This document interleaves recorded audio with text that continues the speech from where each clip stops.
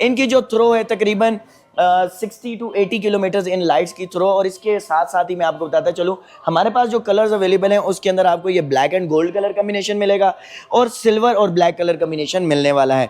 इसके साथ साथ जो एयर वेंट्स बने हैं, क्या ही खूबसूरती के साथ इस मॉडल को डिज़ाइन किया गया। और पाकिस्तान में मेट्रो कंपनी को हल्का नहीं लेना, क्यों कि मेट्रो कंपनी ने ऐसे ऐसे मॉडल्स इंट्रोड्यूस करवाए हैं। वन बाय वन हम आपको तमाम डिटेल रिव्यूज़ उनके तमाम मॉडल्स के इसी चैनल के ऊपर बनवा के ज़रूर शेयर करेंगे। तो चैनल को सबसे पहले लाइक सब्सक्राइब फॉलो करना मत भूलिएगा।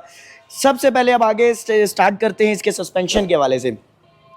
फ्रंट के ऊपर इसकी आपको मिल जाती है डिस्क ब्रेक, ठीक है। और इसके साथ अगर इसके शॉक्स, फ्रंट फॉक्स के हवाले से बात कर ली जाए तो इसके ऊपर आप अच्छा खासा वेट भी डाल सकते हैं। फ्रंट और बैक शॉक्स, इसके जो सस्पेंशन है वो नेक्स्ट लेवल है, अच्छा खासा वेट डाल के हमने राइड किया।